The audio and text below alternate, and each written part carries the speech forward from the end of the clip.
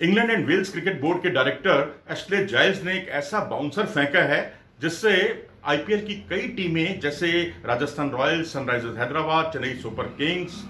इन सब की नींद हराम हो गई है। जी हाँ, वो बाउंसर ऐसा है क्योंकि उनका बहुत साफ तौर पर कहना है कि आईपीएल अगर रीशेड्यूल किया जाता है, उसकी नई तारीखों की घोषणा की जाती है, तो उस वक्त इंग्लैंड के खिलाड़ियों की प्राथमिकता अपनी राष्ट्रीय टीम होगी, ना कि आईपीएल, क्योंकि उस वक्त उनका कार्यक्रम बहुत ही व्यस्त होगा। 2 जून से उनकी सीरीज शुरू हो रही है न्यूजीलैंड के खिलाफ और तब से लेकर अगले साल मार्च तक कैरेबियाई दौरे तक ये टीम पूरी तरह से व्यस्त रहेगी। भारत के खिलाफ भी उसको खेलना है। तो ऐसी स्थिति में आईपीएल का दोबारा अगर कार्यक्रम घोषित किया जाता है तो उसमें पहली प्राथमिकता उनकी इंग्लैंड की राष्ट्रीय टीम में जगह पाने की होगी और उसके बाद फिर आईपीएल पर विचार किया जा सकता है, लेकिन फिलहाल उनकी प्राथमिकता इंग्लैंड की राष्ट्रीय टीम ही होगी। तो इस फैसले से निश्चित तौर पर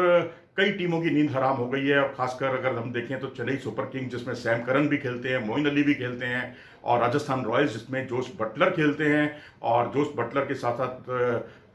बेन स्टोक्स हैं इस टीम के अंदर, इंग्लैंड के भरोसे के एक खिलाड़ी ऑलराउंडर, और उसके अलावा दिल्ली कैपिटल्स में क्रिस वोक्स हैं और भी कई खिलाड़ी हैं। और राजस्थान रॉयल्स में जो बटलर हैं वो तो एक मैच विनर साबित हुए थे, आपको याद होगा पिछले दिनों एक मुकाबले में। तो इस तरह से इंग्लैंड के खिलाड़ियों की इस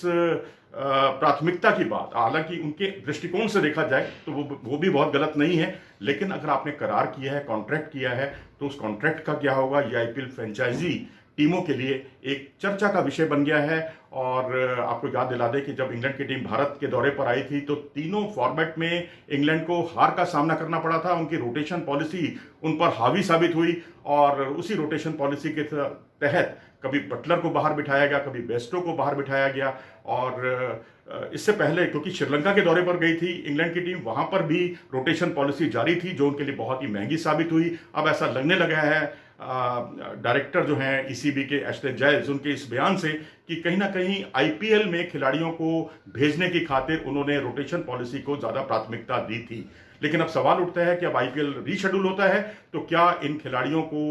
वो छूट देंगे? बिल्कुल उसको देखकर ऐसा नहीं लगता, क्योंकि अब आईपीएल अगर पोस्टपोन हुआ है तो उसमें एशले जायल्स का ये भी बयान आया है कि अब कम से कम Chris Woakes, Josh Buttler, Moeen Ali और सैम करन उपलब्ध रहेंगे न्यूजीलैंड के खिलाफ पहले टेस्ट मैच जो कि 2 तारीख से होने वाला है, 2 जून से शुरू, उसमें वो उपलब्ध रहेंगे। उस पर उन्होंने बहुत ही खुशी जाहिर की है। आप क्या सोचते हैं इस करार के बारे में, इंग्लैंड की सोच के बारे में? अपनी राय हमें कमेंट सेक्शन में जरूर लिखें और अगर आपको ये वीडियो पसंद आया हो तो इसे लाइक करें और हमारे चैनल को सब्सक्राइब भी करें।